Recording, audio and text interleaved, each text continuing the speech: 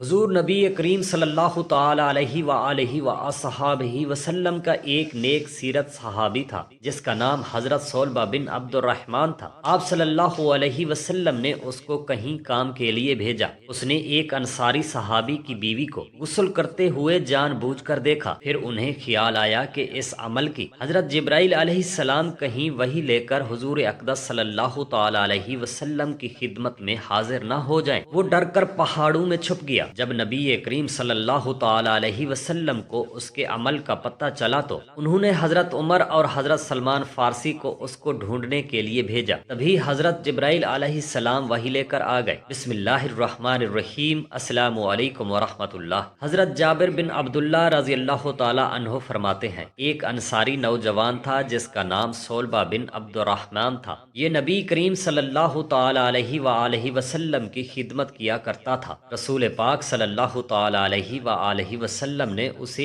ایک کام کے لیے بھیجا۔ وہ ایک انصاری کے دروازے سے گزرا، اس نے دیکھا کہ انصاری کی بیوی غسل کر رہی ہے۔ اس نے دوسری مرتبہ جان بوجھ کر دیکھا اور خوف زدہ ہوا کہ کہیں اس بارے میں رسول کریم صلی اللہ علیہ وآلہ وسلم پر وحی نازل نہ ہو جائے۔ وہ دوڑا اور مکہ و مدینہ کے درمیان پہاڑوں میں چھپ گیا۔ وہ حضور صلی اللہ علیہ وآلہ وسلم کی بارگاہ اقدس سے 40 دن تک غیر حاضر رہا۔ پھر حضرت جبرائیل علیہ السلام نازل ہوئے اور عرض کی، یا رسول اللہ صلی اللہ تعالی علیہ وآلہ وسلم، آپ کا رب آپ کو سلام کہتا ہے اور فرماتا ہے کہ آپ کی امت سے بھاگنے والا ان پہاڑوں میں ہے اور جہنم سے میری پناہ مانگ رہا ہے۔ رسول پاک صلی اللہ تعالی علیہ وآلہ وسلم نے حضرت عمر رضی اللہ تعالی عنہ اور حضرت سلمان فارسی رضی اللہ تعالی عنہ سے فرمایا، صلبہ بن عبد الرحمن ضیاء اللہ کو لاؤ۔ یہ دونوں صحابہ کرام مدینہ کے بازاروں میں نکلے۔ ایک چرواہے سے ملاقات ہوئی جس کا نام رفاقہ تھا۔ حضرت عمر رضی اللہ تعالی عنہ نے پوچھا، اے رفاقہ، ان پہاڑوں میں تو نے کوئی نوجوان دیکھا ہے؟ اس نے کہا، شاید تم جہنم سے بھاگنے والے کے بارے میں دریافت کر رہے ہو۔ حضرت عمر رضی اللہ تعالی عنہ نے کہا، تمہیں کیسے پتا ہے کہ وہ جہنم سے بھاگنے والا ہے؟ اس نے کہا کہ آدھی رات کے وقت وہ سر پر ہاتھ رکھے ان پہاڑوں سے نکلتا ہے اور کہتا ہے، کاش مجھے موت آ گئی ہوتی اور فیصلے کے لیے اللہ کے سامنے حاضر نہ کیا جاتا۔ حضرت عمر رضی اللہ تعالی عنہ نے کہا، ہمیں اسی کی تلاش ہے۔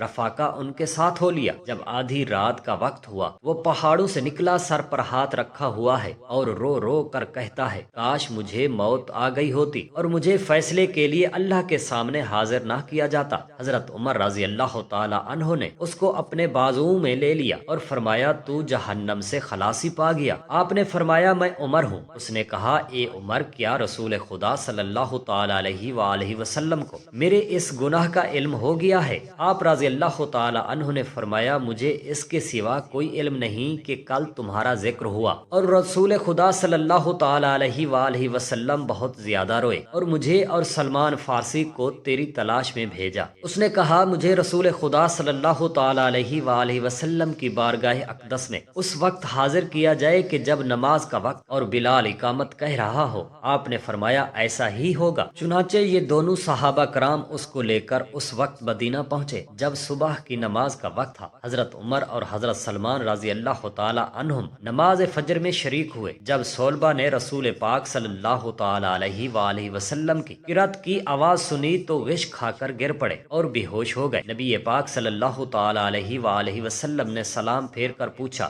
اے عمر و سلمان، تم نے صلبہ کے ساتھ کیا کیا؟ عرض کی، یہ حاضر ہے۔ حضور صلی اللہ تعالی علیہ وآلہ وسلم حضرت عمر رضی اللہ تعالی عنہ نے کھڑے ہو کر فرمایا، یہ ہے آپ کا خادم۔ صلبہ نے عرض کی، لبیک یا رسول اللہ صلی اللہ تعالی علیہ وآلہ وسلم۔ آپ نے فرمایا، کہاں غائب ہو گئے تھے؟ صلبہ نے عرض کی، مجھ سے گناہ سرزد ہو گیا تھا۔ آپ نے فرمایا، میں تجھے ایسی آیت نہ بتا دوں جو گناہ کو ختم کر دے؟ صلبہ نے عرض کی، جی ہاں یا رسول اللہ صلی اللہ تعالی علیہ وآلہ وسلم۔ آپ نے فرمایا، اللہم آتنا فی الدنیا حسنۃ وفی الآخرۃ حسنۃ وقنا عذاب النار۔ صلبہ نے عرض کی، یا رسول اللہ صلی اللہ تعالی علیہ وآلہ وسلم، میرا گناہ بہت بڑا ہے۔ آپ صلی اللہ تعالی علیہ وآلہ وسلم نے فرمایا، بلکہ اللہ کا کلام بڑا ہے۔ پھر آپ صلی اللہ علیہ وآلہ وسلم نے فرمایا، اپنے گھر چلے جاؤ۔ پھر وہ 8 دن تک بیمار رہا۔ حضرت سلمان رضی اللہ تعالی عنہ نے حضور نبی کریم صلی اللہ تعالی علیہ وآلہ وصحابہ وسلم کی خدمت اقدس میں حاضر ہوئے اور عرض کی، یا رسول اللہ صلی اللہ تعالی علیہ وآلہ وسلم صلبہ کی بیماری پرسی کو چلیں۔ حضور صلی اللہ علیہ وآلہ وسلم نے فرمایا چلو چلتے ہیں۔ وہاں پہنچ کر نبی کریم صلی اللہ تعالی علیہ وآلہ وسلم نے صلبہ کا سر اپنی آغوش میں رکھ لیا۔ اس نے اپنا سر آپ کی گود سے الگ کر لیا۔ حضور نبی کریم صلی اللہ تعالی علیہ وآلہ وسلم نے پوچھا تو نے ایسا کیوں کیا؟ اس نے کہا یہ گناہ سے لبریز ہے۔ آپ صلی اللہ علیہ وسلم نے فرمایا اس وقت تمہیں کیا امید ہے؟ عرض کی مغفرت کی امید ہے۔ اس وقت جبرائیل امین علیہ السلام حاضر ہوئے اور عرض کی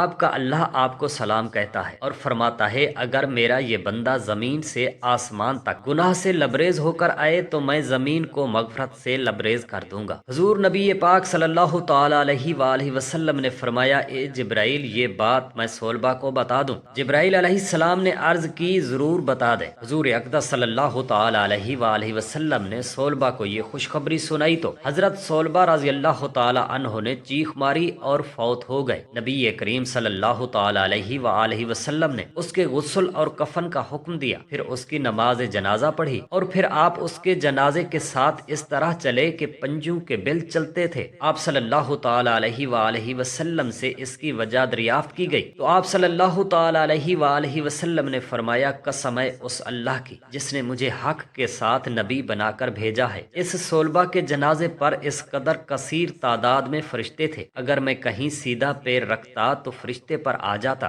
یہ مجھے گوارا نہ تھا۔ آپ صلی اللہ علیہ وآلہ وسلم نے اللہ تعالیٰ سے صلبہ کی مغفرت کے لیے دعا بھی کی۔ جب لڑکی بالغ ہو جائے تو ماں باپ پر لازم ہے کہ جلد از جلد مناسب رشتہ تلاش کر کے اس کی شادی کر دیں۔ رشتہ کی تلاش میں خاص طور سے اس بات کا دھیان رکھنا بے حد ضروری ہے کہ ہرگز کسی بد مذہب کے ساتھ رشتہ نہ ہونے پائے، بلکہ دیندار اور پابند شریعت کے پابند کو اپنی رشتہ داری کے لیے منتخب کریں۔ بخاری و مسلم کی حدیث میں ہے کہ رسول خدا صلی اللہ تعالی علیہ وآلہ وسلم نے فرمایا کہ عورت سے شادی کرنے میں 4 چیزیں دیکھی جاتی ہیں: دولت مندی، خاندانی، شرافت، خوبصورتی، لیکن تم دینداری کو سب سے زیادہ مقدم رکھو۔ اولاد کی تمنا اور اپنی ذات کو بدکاری سے بچانے کی نیت کے لیے نکاح کرنا سنت عمل ہے اور بہت بڑے اجر و ثواب کا کام ہے۔ اللہ تعالیٰ نے قرآن پاک میں فرمایا ترجمہ یعنی تم لوگ بے شوہر والی عورتوں کا نکاح کر دو اور اپنے نیک چلن غلاموں اور لونڈیوں کا بھی نکاح کر دو۔ حدیث شریف میں ہے جس شخص کی لڑکی 12 برس کی عمر کو پہنچ گئی اور اس نے اس لڑکی کا نکاح نہیں کیا اور وہ لڑکی بدکاری گناہ میں پڑ گئی تو اس کا گناہ لڑکی والے کے سر پر بھی ہوگا۔ ایک اور روایت میں آتا ہے جنہوں نے خوف خدا سے دنیا میں آنسو بہائے ہوں گے ان کی حالت کچھ یوں مروی ہے کہ قیامت کے دن ہر آنکھ روئے گی سوائے اس آنکھ کے جو اللہ پاک کی حرام کردہ چیزوں کی طرف دیکھنے سے جھکی رہی، اور وہ آنکھ جو راہ خدا میں پہرا دیتے ہوئے رات کو جاگتی رہی، اور وہ آنکھ جس سے خوف خدا کی وجہ سے مکھی کے سر برابر بھی آنسو نکلا۔ ایک روایت میں ہے کہ آنسو کا قطرہ جس رخسار پر بہا ہوگا اللہ کریم اس جسم کو آگ پر حرام فرما دے گا۔ اگر کسی امت کا ایک فرد خوف خدا سے رونے والا ہو تو اس پوری امت پر رحم کیا جائے گا۔ ہر چیز کی ایک مقدار اور وزن ہوتا ہے سوائے آنسو کے، کیونکہ ایک آنسو سے آگ کے سمندروں کو بجھا دیا گیا۔ ہر چیز کی ایک مقدار اور وزن ہوتا ہے سوائے آنسو کے، کیونکہ ایک آنسو سے آگ کے سمندروں کو بجھا دیا جائے گا۔ کانوں کی حالت جس نے لوگوں کی بات سننے کے لیے کان لگائے حالانکہ وہ اس کا سنانا پسند کرتے تھے یا اس شخص سے دور بھاگتے تھے، تو بروز قیامت اس کے کانوں میں پگھلا ہوا سیسا انڈیلا جائے گا۔ دانتوں اور داڑھوں کی حالت بروز قیامت کافر کی داڑھ احد پہاڑ کے برابر اور ران بیضا پہاڑ کے برابر ہوں گے۔ ایک روایت کے مطابق اس کا بازو بیضا پہاڑ جیسا اور اس کی ران ورقان جیسی ہوگی، نیز اس کے چمڑے کی موٹائی 70 ہاتھ ہوگی۔ عیب بیان کرنے والا اور لوگوں کے برے نام رکھنے والا تھا، تو بروز قیامت اس کی علامت یہ ہوگی کہ اللہ پاک اس کے دونوں ہونٹوں سے لے کر اس کی ناک تک داغ لگائے گا۔ جس نے حرام کی کوئی شے کھائی ہوگی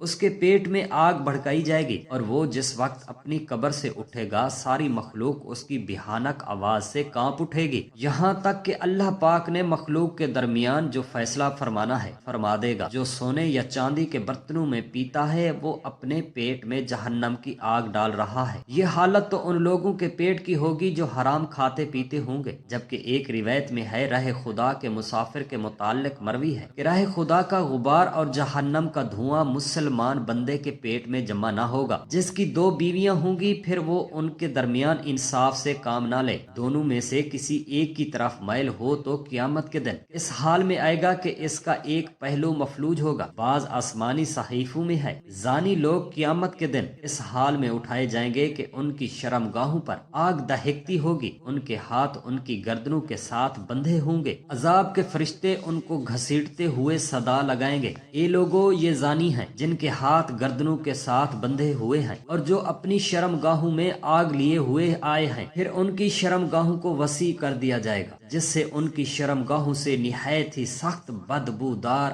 آگ کی بھاپ نکلے گی۔ عذاب کے فرشتے کہیں گے یہ ان زانیوں کی شرمگاہوں کی بدبو ہے جنہوں نے زنا کرنے کے بعد توبہ نہیں کی تھی، تم سب ان پر لعنت کرو کہ اللہ کی ان پر لعنت ہو۔ اس وقت ہر نیک و بد ان پر لعنت کرتے ہوئے کہے گا یا اللہ تو ان زانیوں پر لعنت فرما۔ ہر آدمی خصوصاً عورتوں کے حق میں حیا کی عادت وہ انمول زیور ہے جو عورت کو عفت و پاک و دامنی کا دار و مدار اور نسوانیت کے حسن و جمال کی جان ہے۔ جس مرد یا عورت میں حیا کا جو جوہر ہوگا وہ تمام عیب لگانے والے اور برے کاموں سے فطری طور پر رک جائے گا اور تمام عیب سے پاک و صاف رہ کر اچھے اچھے کاموں اور فضائل و محاسن کے زیورات سے آراستہ ہو جائے گا۔ رسول خدا صلی اللہ تعالی علیہ وآلہ وسلم نے ارشاد مبارک فرمایا، حیا درخت ایمان کی ایک بہت بڑی شاخ ہے۔ زانی عورت یا مرد ہر وقت گال پھولائے، منہ لٹکائے اور پیشانی پر بل ڈالے ہوئے، تیوری چڑھائے ہوئے ہر آدمی سے